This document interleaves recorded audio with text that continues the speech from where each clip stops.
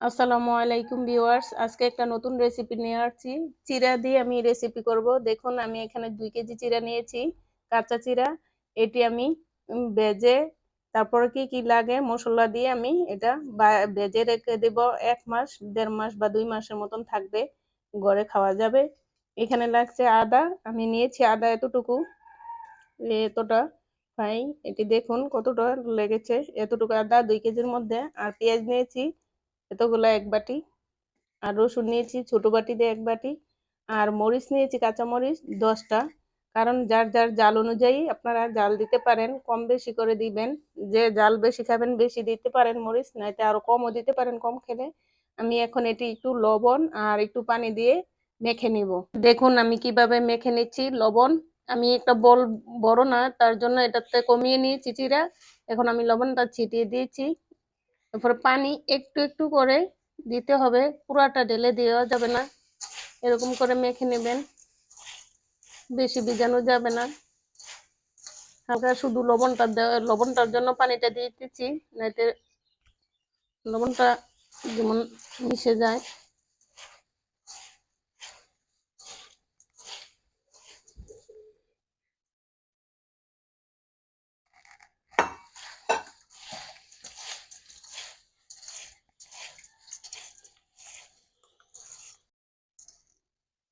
এরকম দেখুন, এরকম ভিজা ভিজা হবে হালকা, বেশি ভিজানো যাবে না। আর সবটা সাথে সব শুকনা না থাকে এরকম ভাবে সবজি মেখে নেবেন। এখন আমি চুলায় চলে যাচ্ছি ভাজার জন্য। দেখুন আমি একটা কড়াইয়ে বসিয়ে নিয়েছি। আপনারা একটা পুরান হাঁড়ি পাতিল বসাতে পারেন, বা মাটিটা কোনো তাওয়া ইয়া থাকলে বসিয়ে ভাজতে পারেন। আমি কড়াইয়ের মধ্যে ভেজে নিচ্ছি, আপনারাও কড়াইয়ের মধ্যে ভেজে নিতে পারেন। আমি 1 মুঠ করে ভেজে নেব। কম কম করে দিলে ভাজাটা তাড়াতাড়ি হয় আর ভাজাটা সুন্দর হয়। আর আমি চুলাটা বাড়িয়ে নিয়েছি। প্রথম একবারে ফুল বাড়াই নাই, একটু কমিয়ে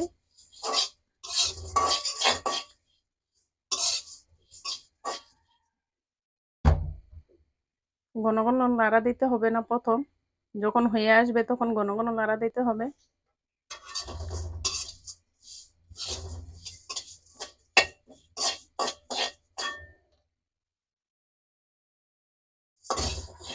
দেখুন আমার ভাজা হয়ে গেছে, এরকম ঘন ঘন ভাজা হয়ে গেলে এরকম ঘন ঘন লাগতে হবে। এখন আমি নামিয়ে নেব, এরকম করে সবগুলা ভেজে নেব। দেখুন আমি সবগুলা ভেজে নিয়েছি, এরকম করে সবগুলা ভেজে নেবেন একদম সুন্দর করে, এবং ভেজে চেলে নেবেন একটা চালনি দিয়ে বা জেরে নেবেন। তাহলে ছোট পোড়াগুলা এটি ফালাই দিলে তিতকুটি যাবে না। আর আমি দেখুন পেঁয়াজ কুচি 10-12টা পেঁয়াজ কুচি করে নিয়েছি, দেখাইলাম তো পেঁয়াজ গুলা ছিল আস্ত, তখন পলে নাই, এখন পলে নিয়েছি। আর এই 10টা মরিচ কুচি করে নিয়েছি। আর এই যে আদাগুলা দেখেছি, এগুলা আদা একটু কম দিতে হয়, কারণ আদা তো ঝাঁজ বেশি থাকে, তার জন্য আদা কমাইয়ে দিতে হয়। আর রসুন এগুলা কুচি কুচি করে পলে নিয়েছি, এভাবে পলে নিবেন। এখন আমি চুলায় চলে যাব ভাজার জন্য। এখন আমি একটা কড়াইয়ে বসিয়ে দিয়েছি আর পরিমাণ মতো তেল দিয়ে দিচ্ছি। কড়াইটা গরম হয়ে গেছে। ভাজার জন্য তেল দিতে হবে, আবার এই তেলটা আমি আর উঠাবো না, জিরাগুলা দিয়ে দিব এটির সাথেই। তার জন্য তেলটা একটু বুঝে শুনে দিতে হবে, বেশিও দেওয়া যাবে না আবার কমও দেওয়া যাবে না। তেলটা গরম হওয়া পর্যন্ত অপেক্ষা করব। এখন দিয়ে দিচ্ছি আগে রসুন কুচিগুলো। আমি এটা লাল লাল করে ভেজে নেব। দেখুন আমারটা ভাজা হয়ে গেছে, আমি এখন এটা নামিয়ে নিচ্ছি, চুলায় থাকলে পুড়ে যাবে। দেখুন এরকম করে ভেজে নেবেন, এরকম করে সবগুলা এক এক করে আমি ভেজে নেব, মরিচগুলা আদাগুলা এবং পেঁয়াজগুলা, এবং ছাঁকনি দিয়ে উঠাই নেবেন, কারণ চুলায় উঠাইতে গেলে পুড়ে যাবে। চুলার থেকে একটু নেমে বা চুলা নিভিয়ে উঠাবেন, তাহলে হবে।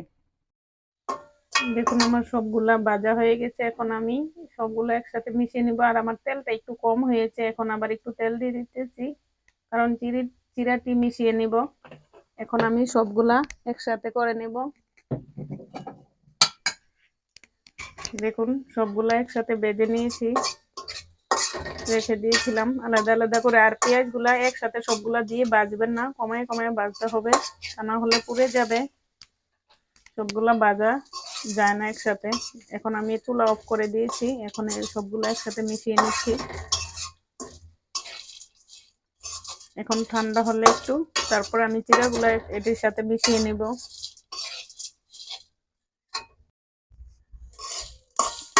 এখন হালকা গরম আছে, তার জন্য হালকা গরম থাকতেই মিশিয়ে নিতে হবে। আমি ঢেলে দিচ্ছি এগুলা।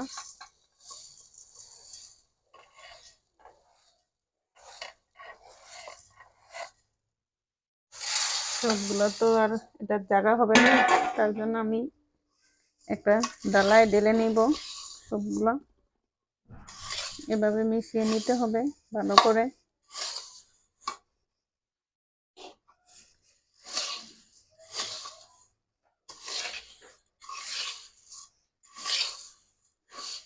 আর পেঁয়াজটা বেশি দেওয়ার কারণ হচ্ছে, পেঁয়াজটা বেশি দিলে টেস্টটা ভালো হয়। আদা বেশি দিলে একটু তিতা লাগে, তেজ লাগে, তার জন্য আদাটা কম। আর এগুলা ঠান্ডার জন্য অনেক উপকার। এটি বাচ্চারা দিলে কয়েকটা বিকালে খেতে অনেক, চায়ের সাথে অনেক ভালো লাগে। বিকালে খেতে বা সকালেও খাওয়া যায়। আর যদি না খায় বাচ্চারা, তাহলে চানাচুর মিশিয়ে দিতে পারেন। কয়েকটার সাথে চানাচুর মিশিয়ে খেলে আরো টেস্ট লাগে ভালো। এখন আমি এটি ঢেলে নেব একটা ডালার মধ্যে।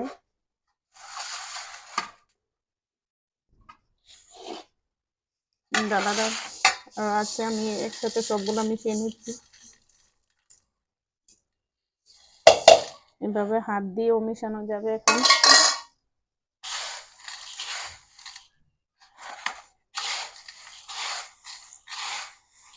এইভাবে করে ভালোভাবে মিশিয়ে নেবেন, তাহলে মশলাগুলো সব একসাথে থাকবে না, ভালো করে মিশালে। আর আমি যেভাবে রেসিপিটা দেখিয়েছি এভাবে তৈরি করে বাসায় আপনারা চেষ্টা করবেন বানানোর জন্য এভাবে, তাহলে একদম পারফেক্ট হবে। আর আমার নতুন নতুন ভিডিও পেতে আমার চ্যানেলটাকে সাবস্ক্রাইব করে নেবেন। আর আমার ভুল ত্রুটি হয়ে থাকলে ক্ষমা করে দিবেন। ভালো থাকবেন, আল্লাহ হাফেজ।